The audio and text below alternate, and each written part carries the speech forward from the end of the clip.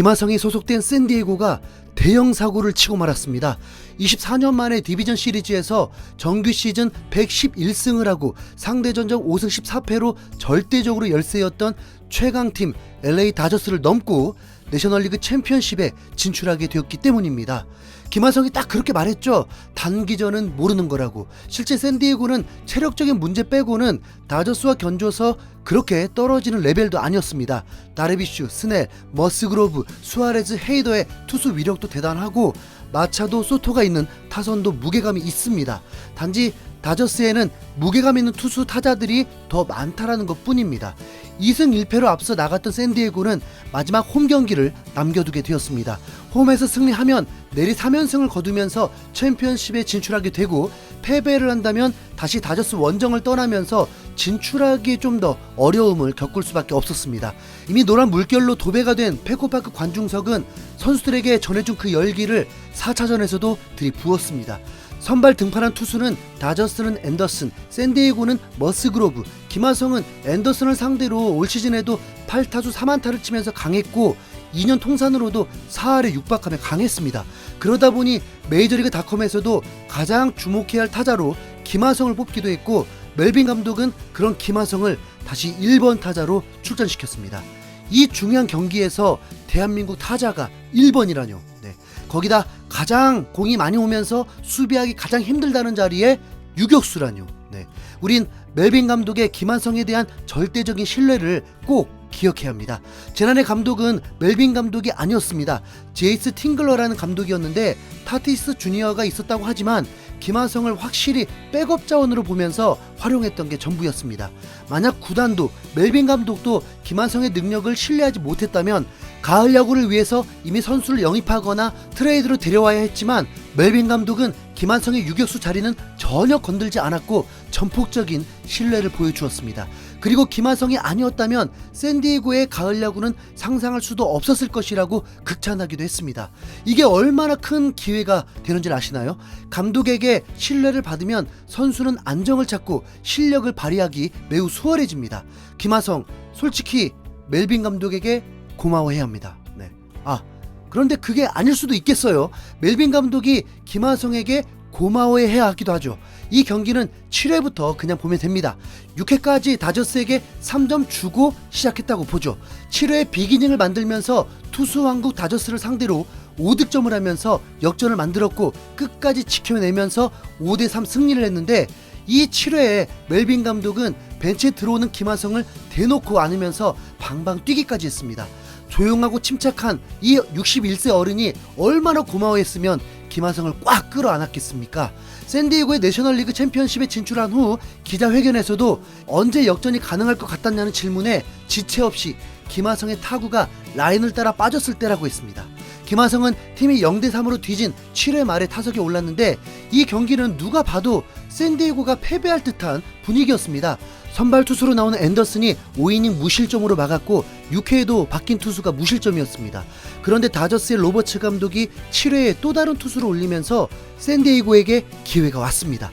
7번 타자가 볼넷으로 나가고 8번 타자가 완벽한 타격으로 주자 1-3루가 되었고 9번 타자의 내야 땅볼에 행운이 찾아오면서 1점을 따라 붙게 되었습니다. 7회 초에 다저스는 1-4의 2-3루에서도 득점을 못했기 때문에 다저스라는 강팀도 노아웃 1-2루의 위기를 탈출할 수도 있다는 견제를 할 수밖에 없었습니다. 이어진 타석이 김하성이었는데, 김하성은 3차전에서도 무안타, 4차전에서도 3타수 무안타 상황이었습니다. 포스트 시즌에서 득점은 많이 했지만 타율 자체는 정규 시즌보다 더 낮을 정도로 부진하고 있었습니다. 거기다 로버츠 감독은 김하성을 잡기 위해서 병살타를 유도하기 위해 알몬테라는 싱커 투수로 교체하게 됩니다. 여러분, 이런 상황에 기회가 오면 어떻겠습니까? 외인의 입장에서 너무 오랫동안 무안타에 스스로도 위축될 수밖에 없죠. 관중들의 하성킴으로 외치는 이 소리는 더 부담만 될 듯 했습니다. 팬으로서도 솔직히 이 상황이 좀 피해졌으면 하는 바람이 먼저 들 정도로 중압감이 들 수밖에 없었습니다. 김하성은 초구에 기습번트를 시도하려다가 멈췄고 다행히 볼을 골라내게 되었습니다. 투볼까지 얻어내면서 기회가 오자 3구에 강하게 휘둘렀지만 97마일 싱커가 몸쪽 아래로 꽂으면서 헛스윙을 하고 말았습니다. 그리고 4구째에 김하성은 다시 한번 96마일 싱커에 반응하면서 타격을 했는데 헉! 네. 3루수 먼씨가 본래 위치에 있었다면 병살타가 될 수도 있었던 타구가 빠지면서 김하성이 빠른 발로 2루타를 치며 타점까지 올리게 되었습니다. 네, 스코어 2대3. 이때 멜빈 감독이 역전할 수 있을 것 같다고 직감한 것입니다. 경기 후에 김하성은 솔직한 말로 행운의 안타라고 인정하기도 했습니다. 그리고 비하인드 스토리가 있었는데 김하성의 번트 모션은 스스로 선택했던 건데 멜빈 감독이 적극적으로 스윙을 주문했다고 했습니다. 그러고 보니 이 경기는 로버츠 감독의 투수 교체가 화근이었다는 것이 확실합니다. 김하성은 알몬테에게 홈런을 때렸던 적이 있었기 때문에 아무리 부진한다 해도 상대에게 좋았던 타격 리듬을 잊지는 않았을 테니까요. 김하성은 알몬테에게 지난 7월에 슬라이더를 걷어올려서 홈런을 쳤었습니다. 벤치에서 김하성에게 자신있게 스윙하라는 주문에 김하성은 따랐고 2구째 봤던 싱커를 그대로 받아치면서 행운까지 따라주는 2루타를 치게 되었습니다. 김하성은 2루에 안착 후 포유를 하면서 정말 기뻐했는데 그제서야 하성킴이라는 응원 소리가 흥분케 되고 자랑스러운 순간이었습니다. 그렇다고 경기가 끝난 건 아니죠. 아직 1점 뒤지고 있었습니다. 이어서 400억 타자 소토가 총알타구 안타로 동점을 만들었고 마차도가 삼진을 당하긴 했지만 다음 크로네워스가 2루타를 치면서 5대3으로 역전, 김하성도 득점을 하게 되었습니다. 김하성은 이번에도 출루하면 득점한다는 공식을 그대로 적용시켰습니다. 샌디에이고는 100마일 투수들이 이어서 마운드에 등판하면서 승리를 지켜냈습니다. 김하성의 활약 때 MLB.com의 샌디에이고 담당 기자인 AJ 카사벨은 페코파크가 흔들리고 있다. LA타임즈 마이크 디조바나 기자는 페코파크는 미쳐가고 있다고 전했습니다. 미국 현지 중계방송은 계속해서 김하성의 얼굴을 크게 잡으면서 7회 말 역전의 주역인 것을 강조했고 미국 현지 취재진은 계속해서 페코파크가 에너지를 되찾았다.